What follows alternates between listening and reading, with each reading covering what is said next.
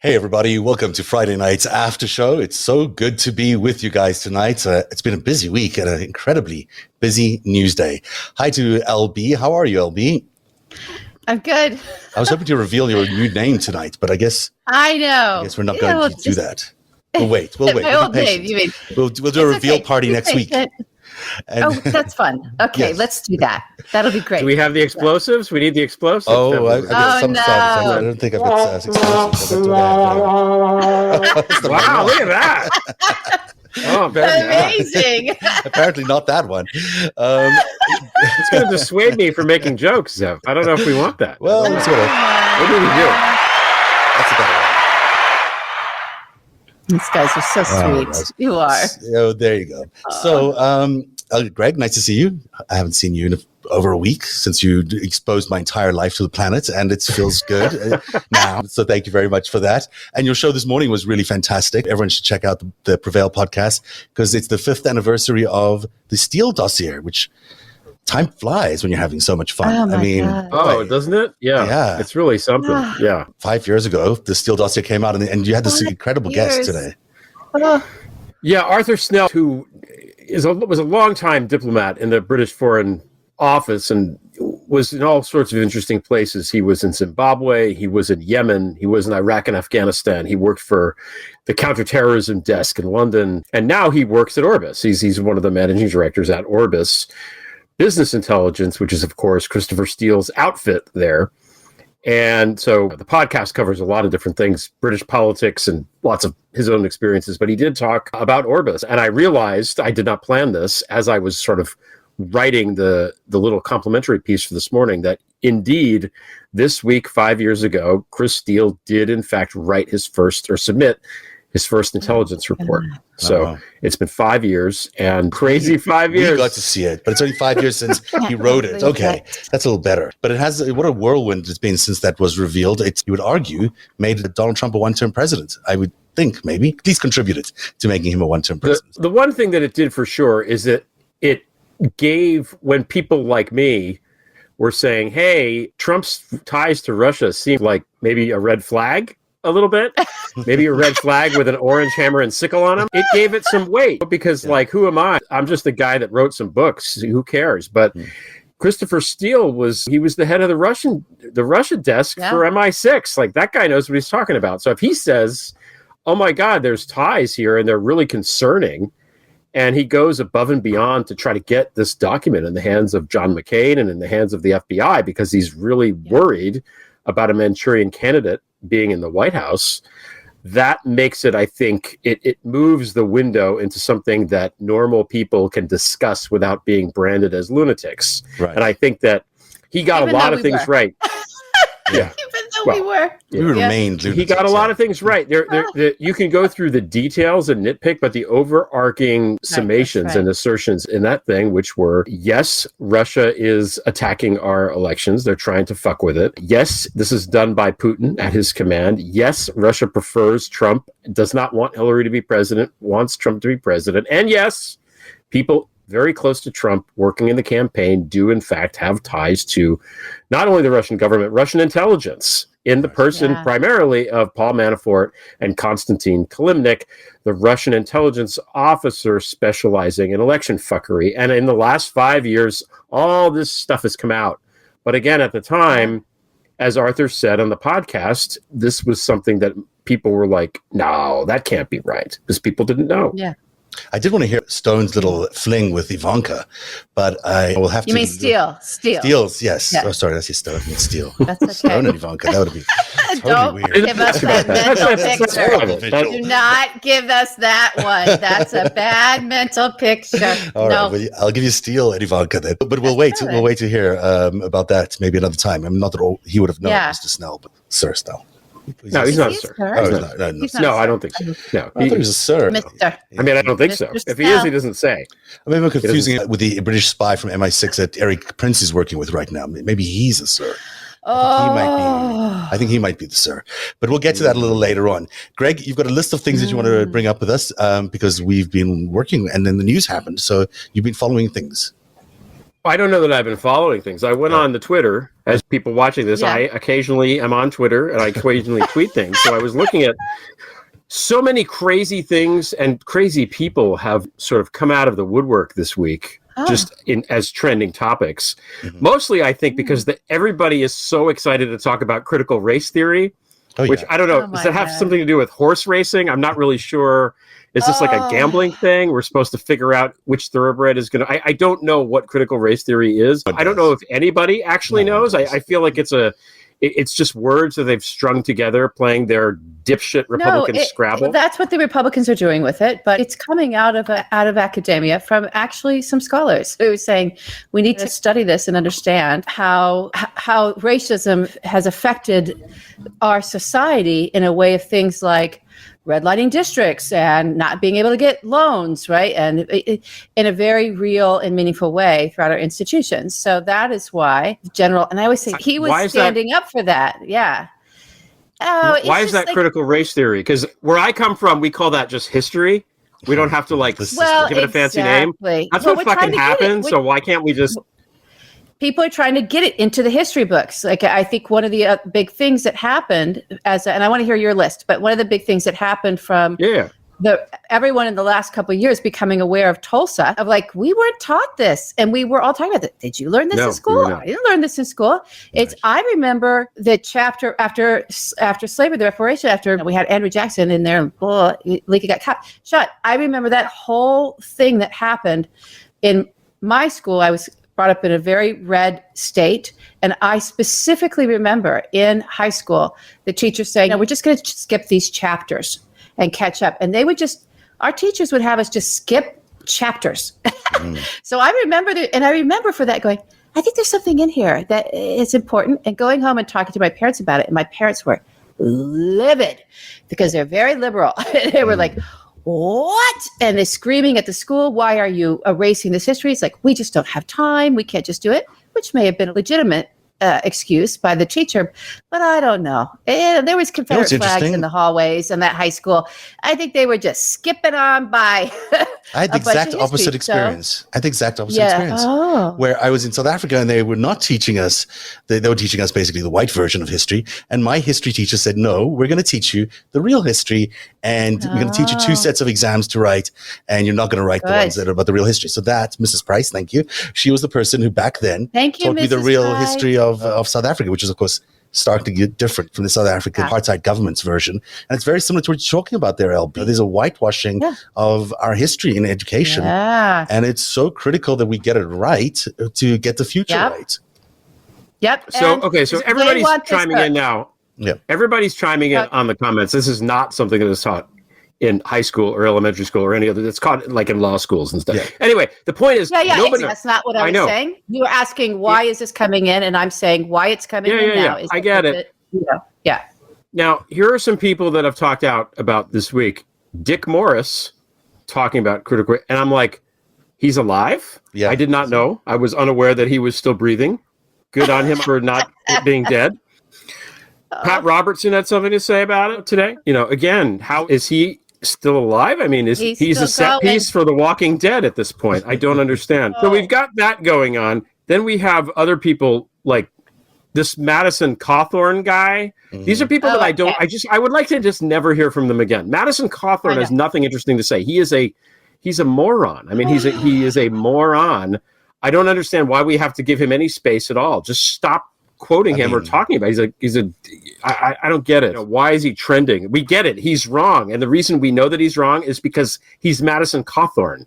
That's it. The only thing that guy knows how to do is like sexually assault women. And that's like, I think he majored in that in college. Oh, no, wait. He didn't finish college. Yeah. Never mind. He didn't actually get a degree. Never mind. Yeah. That's the thing. Okay, there's this guy, J.D. I didn't see this hillbilly eulogy, whatever it's called. I can't. It's a book. Yeah. Yes. Why? Here's a guy. Just go away. We don't need you anymore. You made your money. Just go away. Okay. You're on the wrong side. That's it. Can we, after this, Nikki Haley chiming in on stuff, pretending she's still relevant. Nikki Haley, until you go on TV and tell us why you resigned when you did right around the Khashoggi murder, we don't want to hear a fucking word you have to say. But she wears heels. She wears heels. She wanted us to know this week, so she can kick people. She wears heels because that's what Donald Trump likes. Okay, he thinks Barrett is a hidden genius. She can kick people with those heels. Yes, we can't with that one. No. Goodbye. Yeah, you're not. It's maybe a couple of years ago. It was a possibility. You were never Nikki Haley. It's over for you. You're never going to be president, vice president. Stop trying to make Haley happen. Okay, Van Jones was talking dumb today. Like, you're friends with Kushner, dude. You're friends with Kushner. Why are you? This is what CNN gives us, these terrible people. And, okay, that's the last. There's one more name on my list. And that name is Andrew Giuliani. Who? Did you not watch the video? He's like his whole video was like this. Oh, I didn't see that. I didn't see that. His whole video is the camera's up here. He's in like a parking lot somewhere. To be fair, a slightly nicer parking lot than the one that his father was at, Four Seasons Total Landscaping. We'll give credit where it's due. It looked like actually the pediatrician that I once brought my kid in Westchester. Maybe that's where he's hanging out. Does this guy really think he's going to be governor? And no. I mean, and here's a little game I should do. I've never done a Twitter quiz. Who's more likely to be governor? Andrew Giuliani in New York or Caitlyn Jenner in California? And can they debate? I mean, Caitlyn Jenner for sure would be more likely, I think, than Andrew Giuliani. But that would be a great debate. We could host it. Why do we have to hear this guy? You're gonna make me cry. Yeah, let's host that debate. Yeah, let's I'm ready. This guy. Andrew Giuliani was satirized right after 9/11 by the immortal Chris Farley. And everyone was like, Chris Farley, don't make fun of this kid. Guess what? Chris Farley was right. The kid is bad. He grew up to be a complete fucking asshole. So go and Google that picture of Chris Farley dressed as Andrew Giuliani. And every time he appears, I just tweet that because I don't care. Anyway, I don't want to hear about any of these people anymore. I'm sorry. I've wasted how much time have I wasted? You've done great. You've not wasted any time. We're 14 minutes into this, but there's, like I said, there's a lot going on. There's a lot of news, and that's all people that have been trending in the last couple of days for some fucking reason. I'll let you guys choose the next adventure then. So we've got Mark Milley. I was going to play because we just mentioned Mark Milley, but that's a clip. Or we can go to Rudy Giuliani. So you guys choose your own adventure, Rudy or Milley. I like Milley. He's becoming our spirit animal after the fact, and I'm not real pleased with what he did in that Percy Square. But the fact that he's on the record in an article now, turning around to point his finger at Stephen Miller and saying, "Shut the fuck up, Stephen." He's a hero now. Folk hero. So because he's a folk hero now, here's Mark Milley responding to Matt Gaetz' question indirectly, talking about it's called critical race theory. On the issue of critical race theory, etc., I'll obviously have to get much smarter on whatever the theory is. But I do think it's important, actually, for those of us in uniform to be open-minded and be widely read. And the United States Military Academy is a university, and it is important that we train and we understand. I want to understand white rage, and I'm white, and I want to understand it. So what is it that caused thousands of people to assault this building and try to overturn the Constitution of the United States of America? What caused that?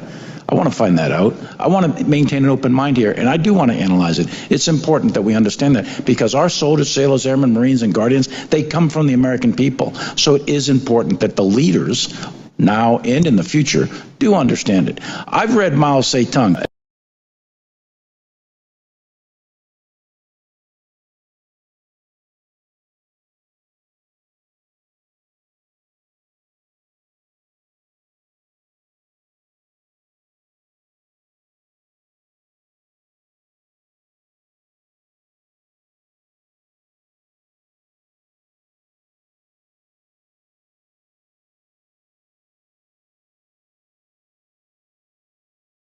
I've read Karl Marx. I've read Lenin. That doesn't make me a communist. So what is wrong with understanding, having some situational understanding about the country for which we are here to defend?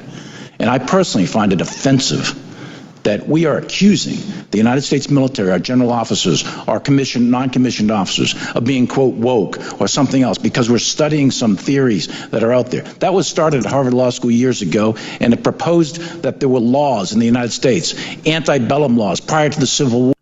I don't know. He sounds like a communist to me. I don't know about you guys. I mean, yeah, people are. You're being sarcastic. Yes, we know Zev so well, so I don't want that to get taken out of. Yeah, Zev's saying the opposite. he's not. That doesn't sound like a communist. Yeah. But there is a thing. Why can the Republican Party spend all this time in the critical race theory, but not spend a second of their time worrying about the question he asked there, which is why thousands of Americans arrived at the Capitol on January the 6th and stormed it. And they refuse to understand that part. They're willing to spend as much time as possible and billions of dollars in the next year to electioneer on this topic of critical race theory, but they're not going to touch. Okay, it's the same answer. It's the same answer.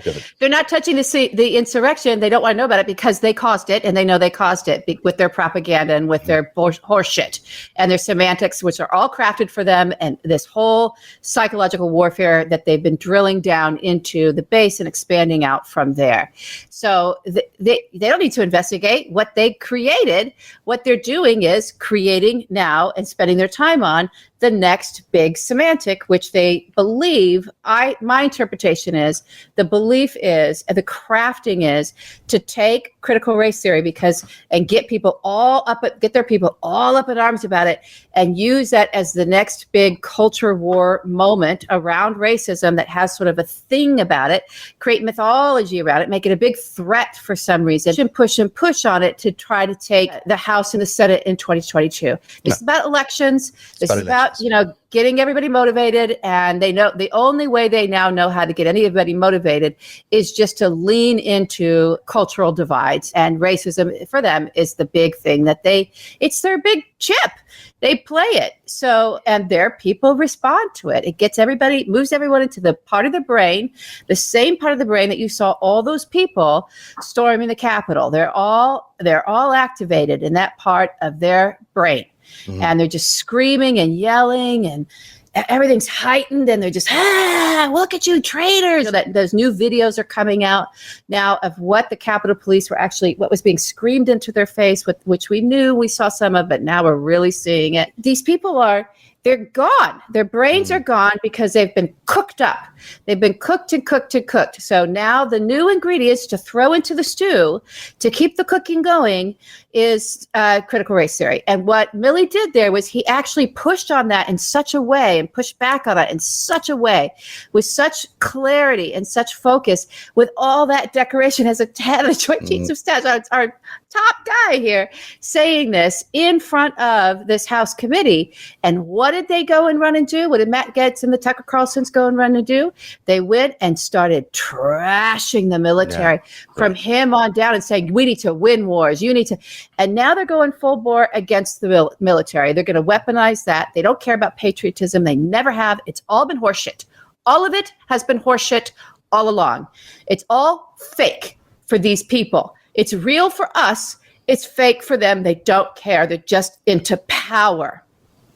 So now they have permission to go after that. And I do believe, I put a tweet out, I do believe this is connected, at least for Tucker's sake, why he went full board. What did he call him? A pig? He called, oh my God.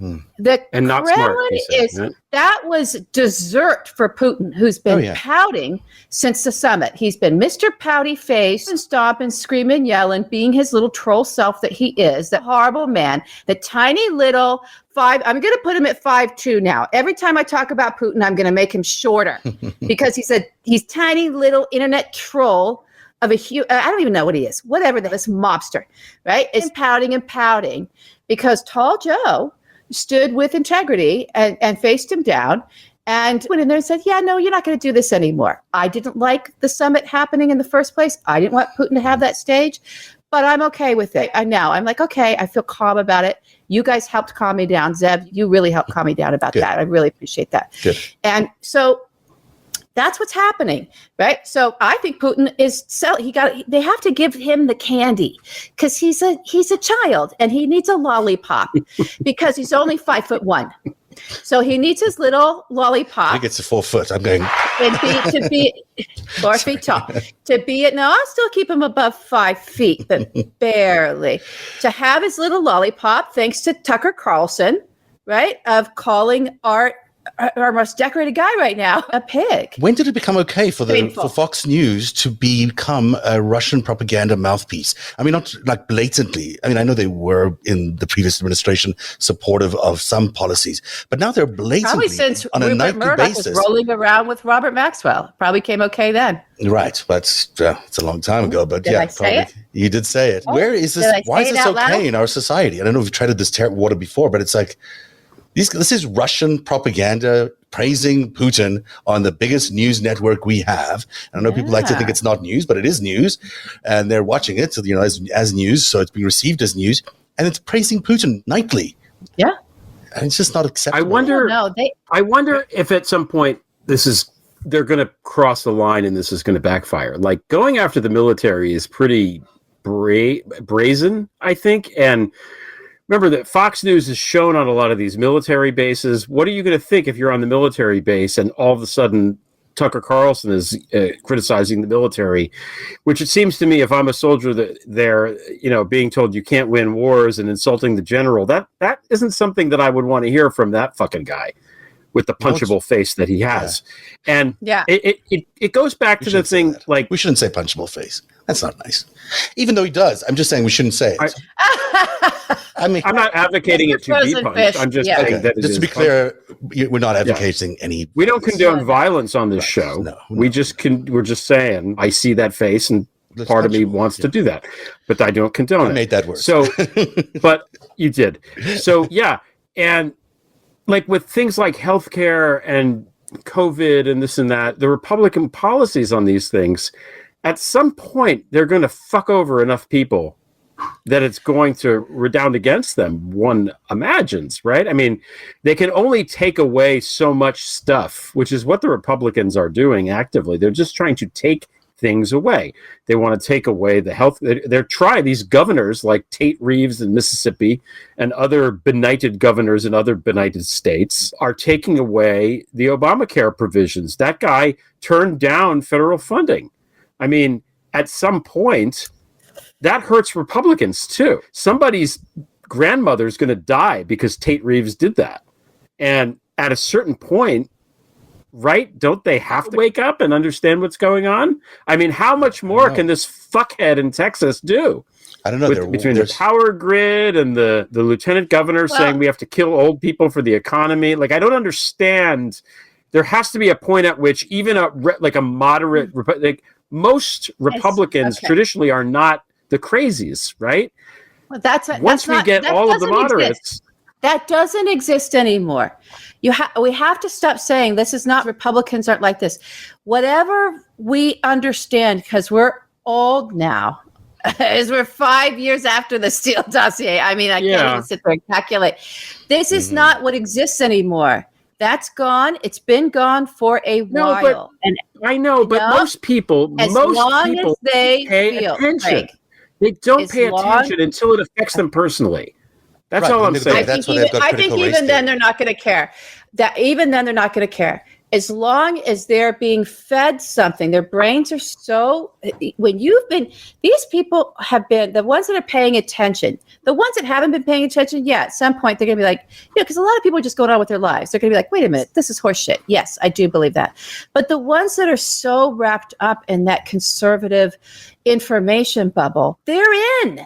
It doesn't matter as long as their brains are like plugged into that thing. It's just a siphon and they're just sitting there receiving all that, right? And feeling superior. So as long as they're being fed something that says you are better than this person over here, right? And therefore look down on the other. As long as the other exists for them and that's what's being pushed at them, they'll sit there without anything left. They'll sit there with a Folger can as their toilet in whatever is their backyard because they've lost their house and they're allowed to have a corner under the tree and still feel great about themselves as a Donald Trump acolyte.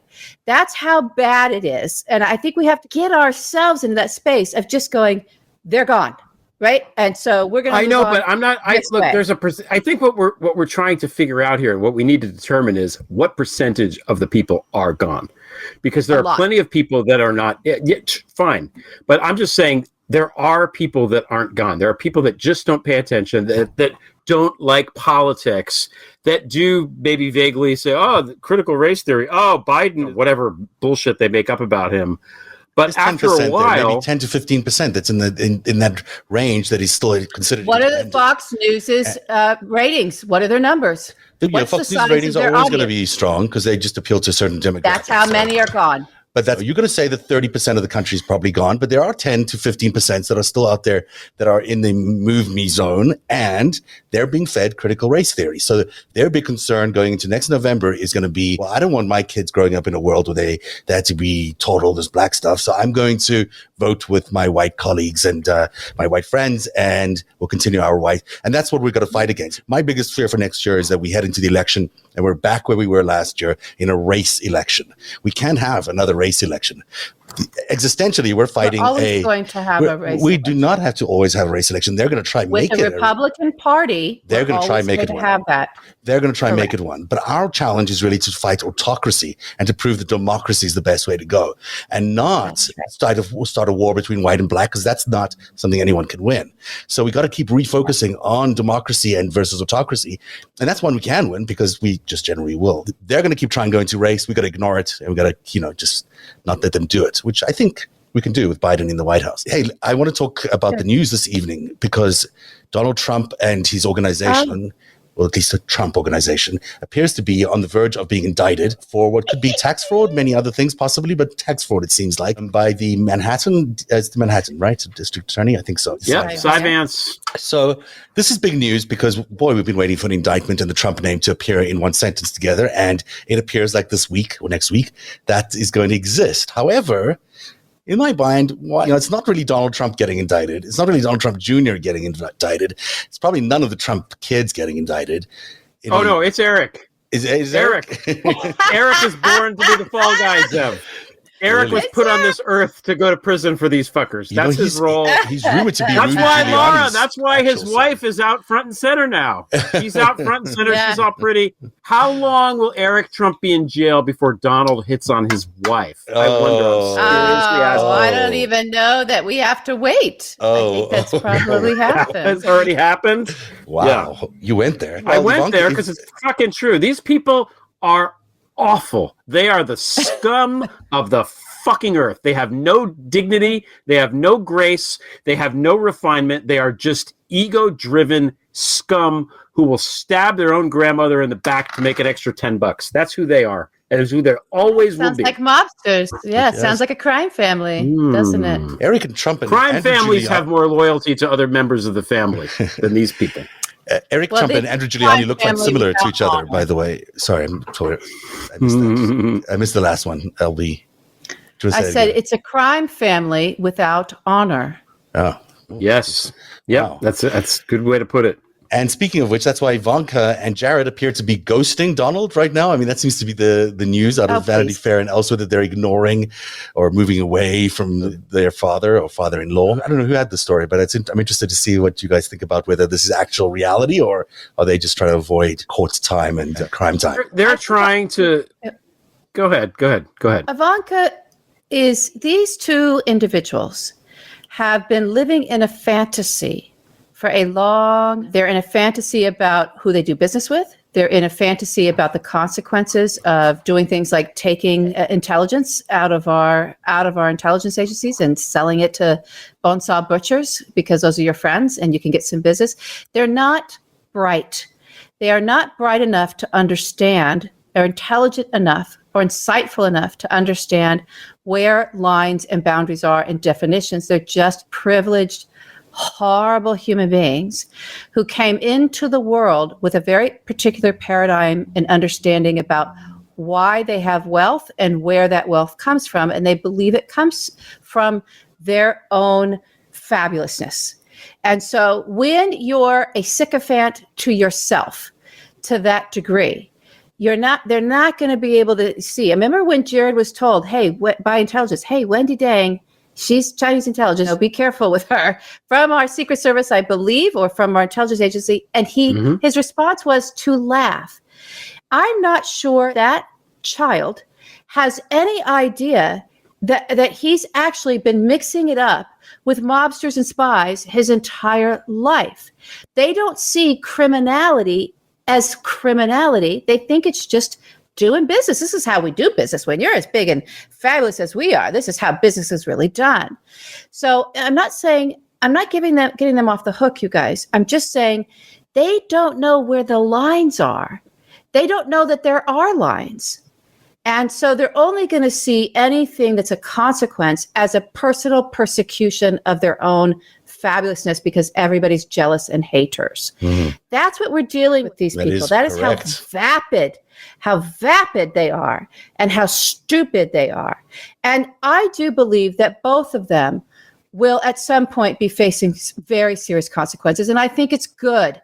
This is a criminal. To go after Trump.org is to go after the money. Mm-hmm. You want to take down a crime family? Get the money. Tarnish the brand, which is the name, make it toxic, and take the money. That's what's going on. That's the first move here. That's the smart move. That's the right move. Now everybody's going to be sitting there really shivving one another in the sides. As you said, Greg, probably putting Eric Trump away, because it's going to be now a fight for survival for their fabulousness, not for their freedom. Do you understand? They're going to try to preserve their fortune and their name and their aspirations. They're trying to ghost Donald right now and separate from him because they've realized he's become toxic to their own ambitions. Mm-hmm. But what they're not bright enough to understand is their criminality is what's actually going to get in the way of their own ambitions. Now, what Jared does have is he has a father and he has a mentor who have been really good at surrounding him with some of the best attorneys in the world. So I think Jared's he's actually in a better position than his wife, because she did rely on her family probably a little too much. And her family is they're just idiots. It's just the dumbest goddamn family on the planet. So, but he'll have a lot of protection. And that boy has a lot of cards to play, and he will play them all to try to keep himself and his name and his fabulousness from being attacked by the Justice Department, by the state of New York, by the city of Manhattan in any way, shape, or form. When it comes down to it, I mean, will he flip on Ivanka? Would he flip on? Oh, of course. On Donald? Would he? Oh, of course. Oh, he's already. Come on! Probably has. In that picture. Probably has. These are passionate people and passionate love here. That's why they're together. Yeah. The wealth and the fame has nothing to do with it. They're not in any way like Shiv and Tom in Succession. They're not at all like that. That's just any similarity is completely. I like Tom. Yeah. Everybody likes to. We'll continue all this conversation on the other side of this. We'll be right back after this break. Now that summer's almost here and COVID is almost gone, this may be a good time to get some things off your to-do list, like maybe getting life insurance. My mom is really good with finances, and she's always telling me, what about life insurance? It's so important. And I can tell you that Policy Genius is a great place to get life insurance, because you can compare quotes from over a dozen top insurers all in one place. Why compare? You can save as much as 50% or more of life insurance by comparing those quotes, and you could save $1,300 or more per year on life insurance by using Policy Genius to compare those policies for you. The licensed experts at Policy Genius work for you, not the insurance companies, so you can trust them to help you navigate every step of the shopping and buying process. That kind of service has earned Policy Genius a 5-star rating across thousands of reviews on Trustpilot and Google. This is how it works. Getting started is really easy. First, you head to policygenius.com, and in minutes, you can work out how much life insurance coverage you need and compare personalized quotes to find your best price. When you're ready to apply, the Policy Genius team will handle all the paperwork and scheduling for you. Policy Genius never sells your information to other companies, and that means you don't have to worry about your privacy, and they don't add extra fees. Policy Genius. Head to policygenius.com to get started right now. Policy Genius. When it comes to insurance, it's nice to get it right. Maybe I was going to say maybe some of the Trumps should check that out, but then I realized that would imply something. And I'm not really trying to imply anything like that. But it's good to have life insurance, and it's great to have sponsors like Policy Genius who are helpful in supporting the show. So please support them. Yeah, they're very nice people. So should we talk about Rudy some more, because he's also having not the best week, as it turns out. He is. Oh wait, can we? or suspended at least. We're not gonna close the bow on Jared and Ivanka. Oh no, you can close the bow. Go ahead. Okay, I just want to make sure we have to keep saying this. Okay, in 2018, I wrote a piece about the crimes of Jared Kushner. This guy is a fucking criminal. Okay, he's committed numerous crimes that we know about. He lied 3 times on his SF-86, which you're not allowed to do. That's fucking illegal. Every time you lie on it is 5 years in prison. Okay, we keep being like, oh, he didn't mean it, blah blah blah blah blah, and then he goes along and commits worse and worse crimes. He went over to Saudi Arabia and palled around with the bonesaw fucking inbred weirdo there, and probably, allegedly, gave him intelligence, like U.S. intelligence, in exchange for magically getting a loan on his own personal fucking family idiot building that he bought in Manhattan. Commercial real estate. Good idea, moron. Okay, right? Then the whole COVID business. We still don't know how much money he was making with that. What happened to the PPE he was hoarding and selling and all this stuff. That needs to be investigated. That guy made it so that people died. 500,000 Americans are dead because of Jared Kushner. If that fucking guy doesn't go to jail, there is no justice left in this country. Period. Full stop. And his stupid bimbo wife, who thinks she's so smart and she's such a great woman. I think she takes advantage of that. I think that the press is really lenient on her. They pull the punches with Ivanka because she's a woman and they don't want to go near her because they don't want to hit her too hard. And guys, journalists whose names rhyme with Kiss Melisa write these glowing portraits of her, hoping that she'll like have a cheating affair maybe or something. It's disgusting the way that the press treats this woman because she's a fucking criminal too. That's who these people are. They are criminals. They are scum of the earth. Fucking criminals. But Greg, and every time that somebody writes an article suggesting otherwise, that person, you should never read anything they write again.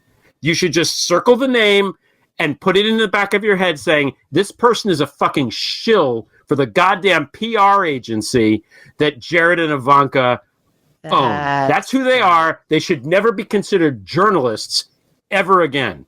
So there. Okay, yeah, I just want to make sure. I know we all know this. I know we know this, but it's important every time it happens to restate it. It's a great These people are scum. But they're not going to jail. I don't think any of these people are going to jail. And I think that's the reality of where we are. If Kushner doesn't go to jail, we might as well just start laundering money now. There's no more laws in this country. There is if not that an investigation. Fucking guy doesn't go down, it's a joke. I get you, Greg, but there are no investigations currently underway into Jared Kushner that we're aware of or that anyone's even mentioned. Nothing that we know is happening around Jared Kushner. Nothing's really happening around any individuals in the Trump organization. Just the Trump organization is happening, but no individuals are being investigated around the conspiracy and the insurrection. There's not a single indication that Donald Trump's even being investigated for the insurrection. In fact, Ray says that he's not being investigated. And in fact, Ray himself is so questionable that I don't know if anything is ever going to get through the FBI related to these people. We are not going to see real charges against this family, unfortunately. I don't think. I think they're too rich, too Put connected. Up the signal. We need Batman. We need fucking Batman here. Oh, yeah. We need to put these people in Arkham Asylum. I'm here. What about Batgirl? I'm ready. Yeah. All right, go for it. They're going to jail. Okay. They're going to jail? Really? How do you know that? Yeah. Because you can't run a criminal enterprise like that for that many years and leave as big of a paper trail as they left for that many years and not go to prison. I'm just sorry. I've looked at too much. It's the crime. It's the crime stuff that's going to get them. It's the fraud that's going to get them. It's the money that's going to get them. It might not be as satisfying as what some people want them to go to jail for, but there's going to be charges. I truly believe that. I truly believe that there will be charges against members of that family that were involved in running that organization. And Donald was, and Weisselberg but was. You know, especially from your work, that like Rudy Giuliani and Donald Trump were involved in crimes as way back in the 80s, right? Yeah, none of them have spent a day in jail. None of them has spent a day. They played some cards. You don't have anybody to flip on when you're the president of the United States. Who are you going to provide information on in order to get out of it? Who knows? It doesn't exist. Eric Trump. Okay. All right. Maybe. Okay. Maybe Eric's the hidden. But you're getting to the point in that space in society where it's just impossible to get to these people. Or those people who don't pay a cent in taxes. They don't care what the rules are. They don't care what the laws are. They spend all their energies flying into space in spaceships. They're not living in the same world that we are. They're not here. But that's different than these crimes. So I just want to hit again. These are organized crimes. Right. It just is so very different. Now, the really disconcerting thing, even saying all of that, the disconcerting thing to me is that what it appears is if a gangster a criminal does get into the position of president, that the crimes committed to get into that job and the crimes committed while in that job are the Justice Department is always going to push aside because of a memo. That is very concerning. That has nothing to do with what's going on in both the district attorneys in the Southern District of New York. It just doesn't. So they're very different. I hope, I'm not trying to plug my show right now, but in the first season of The World Beneath, I'm going to give you guys some real cases that really went down that are literally a window into what is going on right now. And there were critical, incredible cases, and the gangsters that wrote about it in their autobiographies, because they can never stop talking. They can never stop talking. I have a line that I just wrote recently about they're awfully chatty about their omerta, right? So they're just constantly talking and constantly weaving lies about themselves and what they were into, and always saying I was wrongly persecuted and it was a setup and I was never this powerful or I was never this big of a criminal. So there's always going to be all those denials around all that, but that doesn't have anything to do with the evidence that gets shown in a courtroom that leads to a conviction. And these convictions, they can go up to 30, 40 years. So it's a lot of time that man is facing for running a criminal operation. He just is. Sorry. He's going to jail. There are 500 people in the insurrection who have been charged so far. 500 people. None of them include any people around Donald Trump. They won't. None of the people around him. That's different. And Stone and Flynn and Prince and everybody else probably not going to get charged for it. And so probably not. We don't know. I think some of them will, but I do not believe Donald will be charged with anything to do with the insurrection, anything to do with while he was still president and in office. And neither Jared Kushner. Jared Kushner's not going to get there. Jared Kushner's not going to get prosecuted for being Mr. Coronavirus mass killer. I don't believe that. He's not going to be. I don't know about that. He was working at the White House. He was an advisor to the president. He'd have the same protections as the president. So that's if he made money on the side for his own shit while he was working at the White House, that's espionage, and he should be executed. Sorry, that's the law. There's a lot of should-haves, and there's also a lot of will it happen. No, but it's not. That's not something.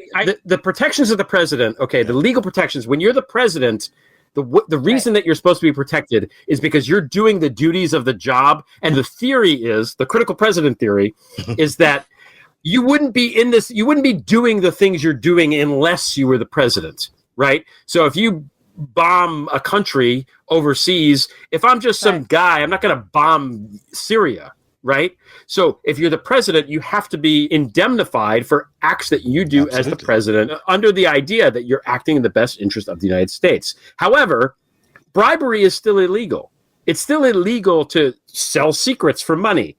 Being the president doesn't indemnify that. And certainly being whatever the fuck Jared Kushner was does not indemnify what he did with Khashoggi or what he did giving intelligence to MBS, if in fact he did in exchange for the facilitation of his private business loan. That is absolutely illegal no matter what. I don't know. You may be right, Zev. We may never hear about it. I mean, it's true, and it's almost 100% true because we can see it. You have to be dumb not to see it, but it's not going to get prosecuted, and it's not really provable in that way because unless you have unless you have MBS showing up in court saying, "Yeah, that's the deal I made with Jared," you're never going to hear about it. You're never going to be able to prove it, and no one around. Then prosecute him for the but I think that Jared is not good at covering his tracks. right? He has very good attorneys. I just want to keep saying that about Jared is lawyered to the gills with the best in the world. He has. Yeah, he is.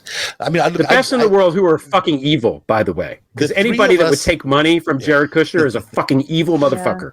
The three of us all agree that we'd love to see all these guys thrown in jail. It's just that it's not, I don't see this particular Justice Department heading into that direction. I mean, maybe they will. Well, let's see. They're doing some stuff.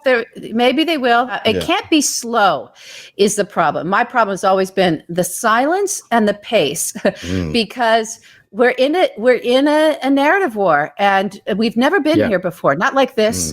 And so the Justice Department needs to wake up to actually the attack that they are under and that we are under, and we need them to protect us from. And that means get your wagon going. Giddy up, everybody. Get it going and start talking. And it's not about, again, Greg and I have said this constantly, to call for them. And all these other folks are now calling for this. Please talk to us. You got to talk to us. You got to get in front. The Justice Department always, all the time, throughout the history of the Attorney General, has always come forward and spoken to the American people about where they are on significant cases. They don't speak to it's very different than the FBI talking about whether they've launched an investigation or giving details or compromising it. It's the Attorney General saying, we have indicted these people. We're taking this seriously. We're moving ahead. Stuff that's actually out that they do press releases on. You could come and talk to us about the press release, because the press release isn't enough. No one's reading the press release.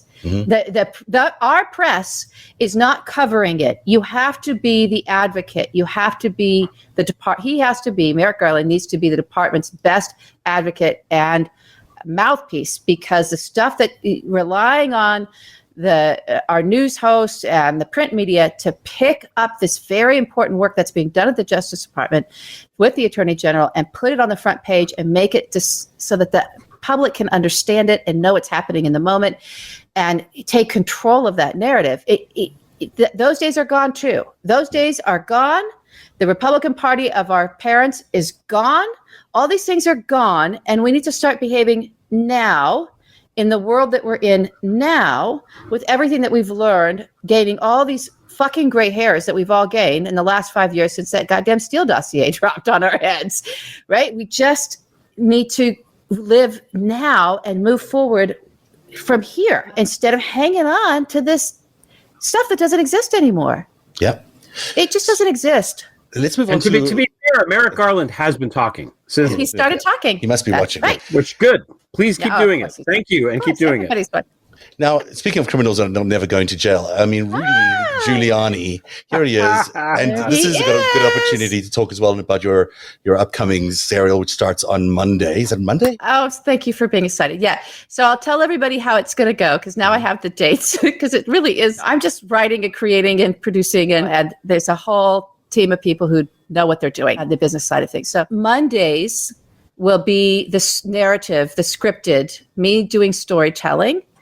And Thursdays, I'm going to sit down. We call them the sit downs. I'm going to sit down with somebody in our world now that has information and reflection and experiences with the themes and the content, the subject matter of what we were speaking about in the narrative, and will help bridge us to the next Monday's episode. So think of those interviews, those sit downs on Thursdays as this bridge between the written episode and produced episode on Monday and the one that's coming up. It's just sort of filling in the conversation, doing exactly what we've been asking the Justice Department to do. Please talk, keep talking, That's a keep great explaining format. this to everybody. It's going to be great for everybody. So it'll be really great. And just so everybody knows, the concept for the show originally, when I set it up with the studio, was it was going to be me telling about 20 minutes of narrative story, and then in would come the person to fill out the other 20 minutes, and we'd have like a 40-minute to an hour show. And then we decided to separate that and give them each their own space, which meant I'm actually doing twice the amount of work for each of them. So, and then it all drops on Monday. The whole thing is done. It's all produced. It's all done. All the interviews have happened. If you subscribe to Apple's sort of, it's like a streaming, but for podcasts, like a Netflix thing where you can get them all at once. You can get it all on Monday if you want to listen to it that way. But it'll also be for everybody everywhere you get your like where you get this, where you get narrative, where you get Greg's great podcast, Prevail, right, on the Podbeans and the Spotifys, and don't worry about it. It's all going to be there. You just have to get it week by week. So that's wherever you get your podcasts. Wherever you get your podcasts. Wherever you get your podcasts. I was going to try to find the logo. I was trying to find their logo to put up on the screen here, but I can't. I've got too many images. So don't worry about it. We'll just leave Rudy up here. I do want to let everybody know. He had coming for him. Good. I expected and you were. I told everybody. Of course I am.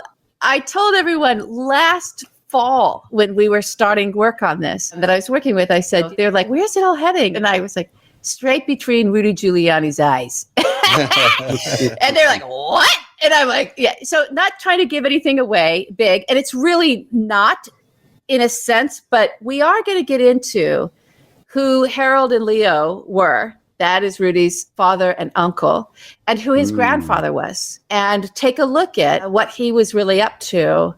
And this is not spend a lot of time on it, but we're gonna poke at him. Like, what are you up to? I'm sure you weren't involved in his disbarment. I wasn't, and I did predict. I was like, okay, if we do this right, it should happen and drop right about when this guy's going to get disbarred.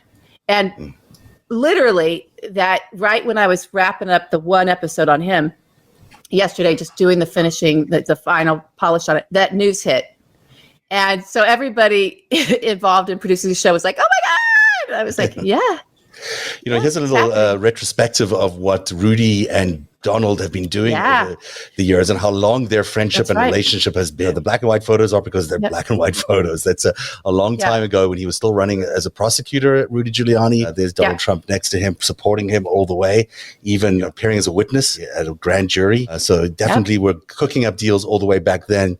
Rudy Giuliani was also, Donald Trump was Rudy Giuliani. I can't remember. Donald Trump was Rudy Giuliani's first sponsor or what do you call it, investor or donor for his big mayoral campaign that he eventually did win, obviously. And there they are. Well, and that was Fred's money. That was also Fred's money. So that came out of Fred, which is Genevieve's front money. So everyone needs to understand the crime families behind this. And Rudy's dad and uncle were running a joint for Frank Costello, which is not a little thing. Not a little thing in the era that they were. And before that, his grandfather got pulled into the Black Hand, which is a very specific extortionist syndicate out of Italy that tied in with if you've ever heard about the Mustache Pete's. And so we'll get into all of that. And then they all did the parade. I think it's the St. Patrick's Day parade. They're in the bottom there. Like, I mean, these guys were close for what, 40 I think years much now? Longer than we even know. It would have been quite possible that Rudy's dad and Fred knew each other. Actually, everybody. Yeah, that seems likely. And Netanyahu, weirdly enough, knew Fred Trump as well, which is interesting considering he shows up in so many storylines today. So you've got this, it's a kind of a seminal moment when you've got the Trump organization about to be indicted, and you've got Rudy Giuliani, once America's mayor, being disbarred or at least suspended before his disbarment. Then you've got a real moment of these guys. Their run has ended, at least it appears to have ended. And even though they've caused a lot of damage along the way, maybe there's some finality to it, even though it might not be the criminal charges we all hoped they would be. Well, if you're going to go to the mattresses with one another, don't have it be the pillow guys shitty stuffing. And that's how I would say that. Well done. That's good. That is Zev, you had in the previous graphic, it said Rudy Undone, and I was reading it like it was his name, like Rudy Undone. Undone. It's my favorite new word, undone, because it just feels like all these guys are just, and their storylines and their narratives are all just like flittering away. It's all just a disaster for them now. I'm still surprised they're out in the free world, but it's slowly disappearing. My own personal obsession next week is going to be around the January the 6th. I mean, it's so engrossed in January the 6th. I can't stop investigating what happened that day because it's a rabbit hole. For you. Yeah, I mean, it's an important rabbit hole, and no one else was investigating it in terms of the Justice Department, it seemed, for a while. Now they're starting to move on the big three or big four, which is what I was talking about earlier on. Is Roger Stone, is Michael Flynn, is Alex Jones, are those guys actually going to get indicted? And I don't know if they ever will be, but the case around them is becoming incredibly interesting.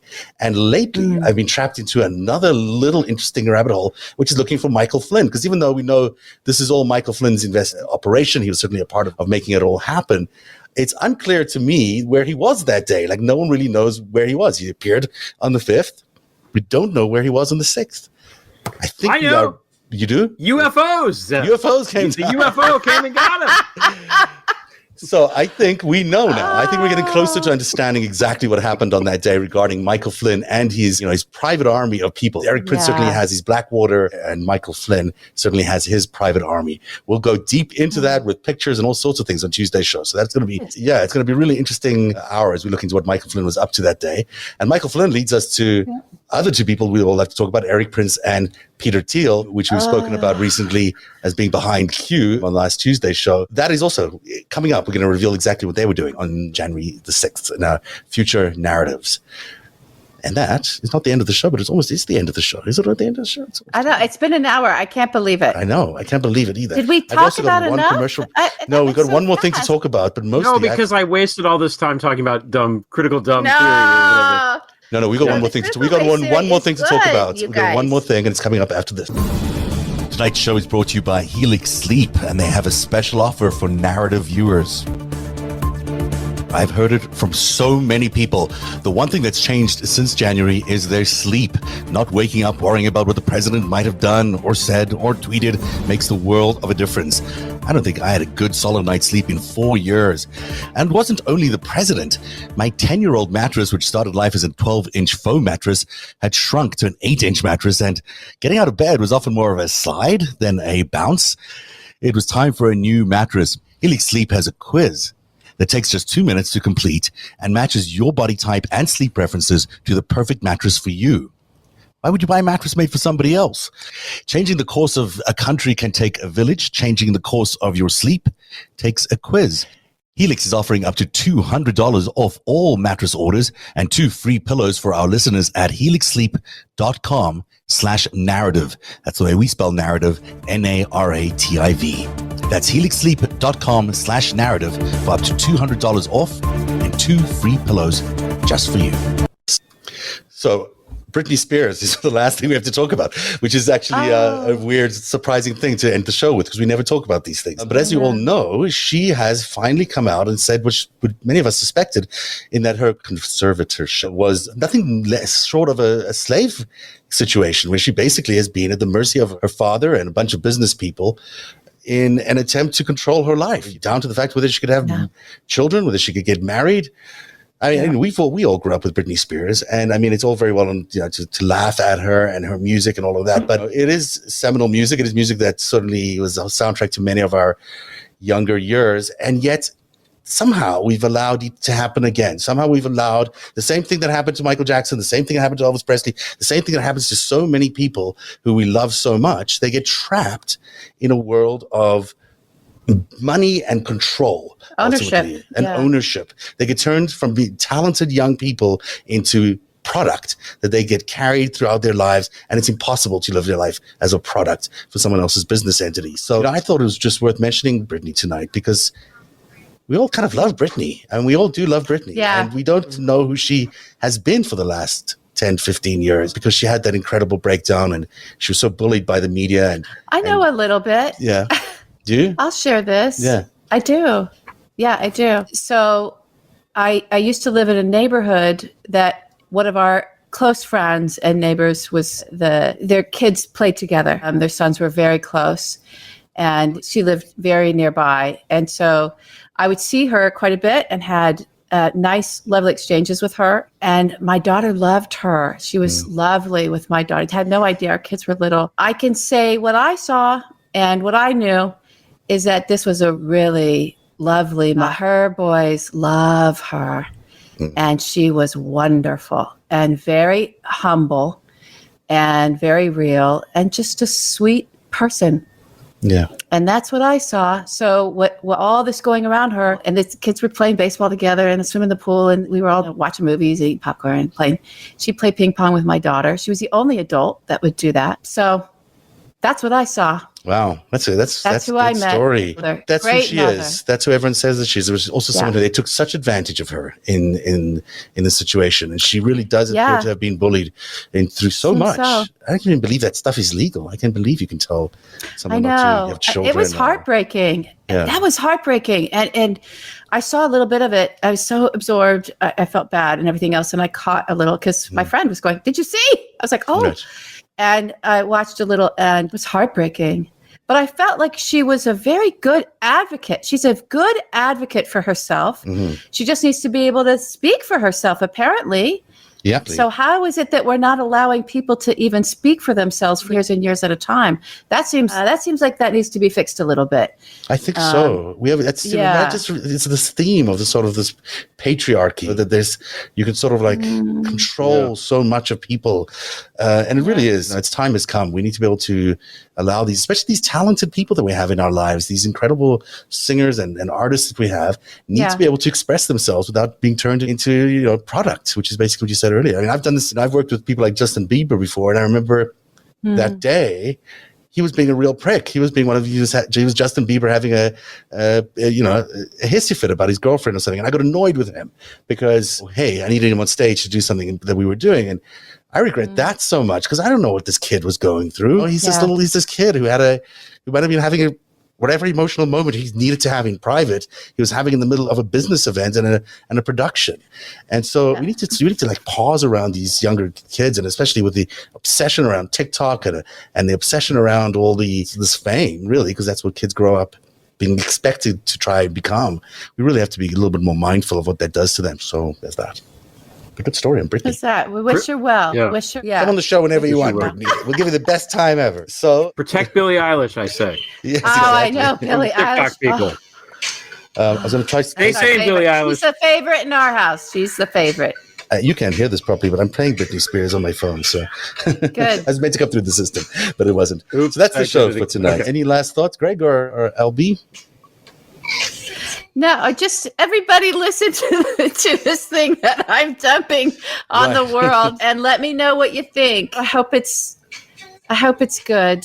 It's going to be good. It is good. Weird. It's good. I heard the first episode. Yeah. You read it to me on the phone, and it's good. It was good when you read it to me on the phone. It's not going to be worse now. Yeah, it's going to be amazing. And by the way, a really important thing that everyone has this. So everyone needs to be able to have access to these stories, and you're going to be able to break it open for them and really explain it in a way that only you can. So thank you. I'm sure this entire audience is going to be watching and listening, at least. I appreciate this audience so much. They have just kept me going. You guys have been like so supportive. I'm so grateful. I try to listen to you all. I try to see you all. I try to interact where I can. When I say I love you, I really mean it. I really do. They're so smart. Our audience is so smart. And they're on us, and they keep us in check. And I appreciate that. To me, that's just so valuable. So I hope, Yeah, I just want you do, but you know who doesn't? Me. I don't care. No, I'm kidding. Greg doesn't care. The comments tonight have been fantastic, by the way. Even better than usual, I would say. So thank you guys for all the good comments. All right, everybody. Have a great night. Have a great weekend. You, listen to The World Beneath when it drops on Monday, and we'll see you back here Tuesday night for a special on January the 6th about Michael Flynn. Have a great night. Narrative is funded by viewers like you. Support our independent journalism at patreon.com/narrative.